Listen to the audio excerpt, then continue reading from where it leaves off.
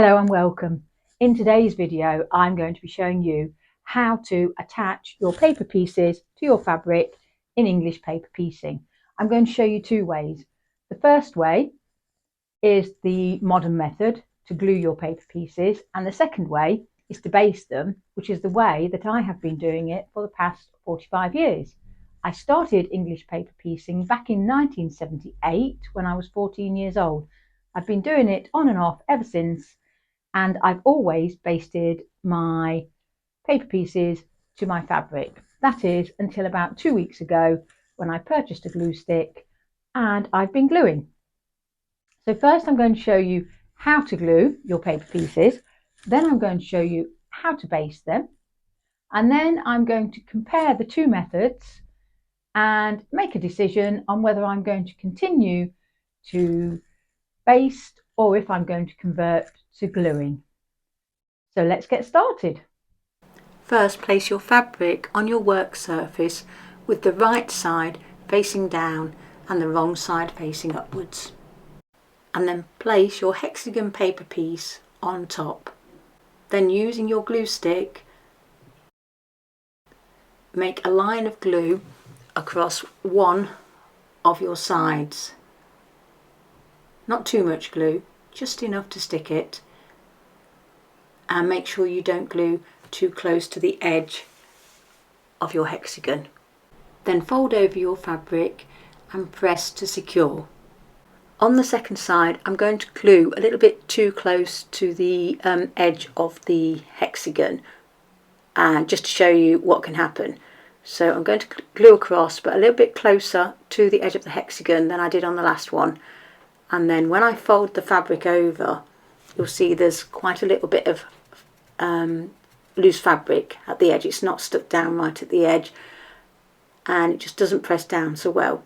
So on the next one, I'm going to glue where you should do, which is a little bit further down, right on the edge of where the fabric will go to. So I'm just turning it over so I can see where that edge is. There it is. Put my finger there, and that's where I'm going to glue up to, so that we will catch in all of the fabric. And I've also started right in the corner, gluing on top of the fabric that we've already glued down.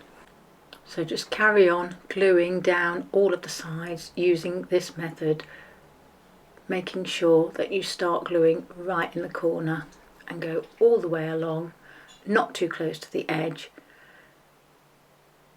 and then fold your fabric over and do exactly the same for all 6 sides. And that's how easy it is to glue your hexagons. I'm just going to quickly run through how to sew them too. Thread a needle and tie a knot in the end of the thread, and then place your hexagon piece on the wrong side of the fabric and put a pin in the centre to hold it in place. Then, starting at the top side, fold the fabric over, take your needle and thread and thread through your folded over 1/4 inch seam allowance, and then carry on sewing, taking large stitches. We're going to undo these later, so we don't need to be very careful about this. I just do a couple of stitches on each side and then fold over the next side. And when I sew through the corner piece, I make sure that I sew through all 3 layers of fabric, and I do a smaller stitch here, but then I carry on just doing my larger stitches until I get to the next corner, where I'll do exactly the same. I'll hold down the bit I'm already working on, fold over the next side, and then do a small stitch through the corner piece, making sure I include all pieces of fabric, and then carry on with my large stitch till I get to the next corner, and then I do my small stitch again, and I carry on with this method all the way around my hexagon shape until I get back to where I started from, where I do a couple of small stitches just to stop my thread from coming undone. No need to tie a knot, because as I say, you'll be undoing this later, So you don't want to make it any more difficult for yourself. So just do a couple of small stitches at the end, and there you go. That's one hexagon basted with a needle and thread and the other one glued. Both methods look equally as good as each other. They both seem to have come out the same size, and they will happily fit together.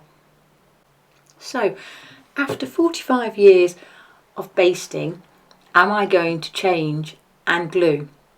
So now I need to make a decision. Am I going to continue to baste, or am I going to convert to gluing? There are 4 things to consider, and the first one is the cost. It is more expensive to use a glue stick. This cost me £5.99, £5.99 with one refill, and I've had it 2 weeks, and I've got that much left of the first one, but I still have a refill to go. But that was £5.99, and I think the refills, if I remember rightly, were £7.50 for 4, or £4.99 for 2. This reel of thread cost £1.89 and will last for ages. So when it comes to cost, definitely basting is a winner. So that's 1-0 basting. Next, how easy is it to glue compared with basting? To begin with, I found the gluing quite tricky. They kept coming undone and they didn't stick. But as I practiced and got better, they are staying glued down now. Which is the easiest? I don't think there's much difference. They're both fairly easy to do. So we've got a draw on that. So basting is still ahead by 1. The next thing to consider is the convenience of doing it. How convenient is it to use a glue stick? Well, it's fine while you're at home and you've got a table to work at, but I'd find it difficult to use the glue stick, say, if I was waiting in a doctor's waiting room and doing it, or on a bus, or visiting relatives. You need a flat surface to work on. Whereas if you're going to baste, you can do it literally anywhere. So again, the basting wins. So we're now 2-0. Right, now the last factor is time. And this is where the glue stick comes in. Because even though I've not been doing it very long and I'm not very well practiced with the glue stick, I can do I can glue 3 hexagons in the time that I can baste 1, and I'm sure I'll get faster at that. So the glue stick comes ahead on time. So will I be converting to a glue stick? Because at the moment basting is winning 2-1. But would I use a glue stick? The answer is yes, but I will still sometimes convert back to basting.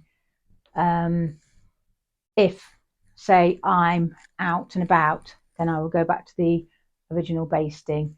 But I will continue to glue now that I've got used to it. It took a bit of getting used to, but now that I'm used to it, I am going to continue to glue, but I will still baste sometimes.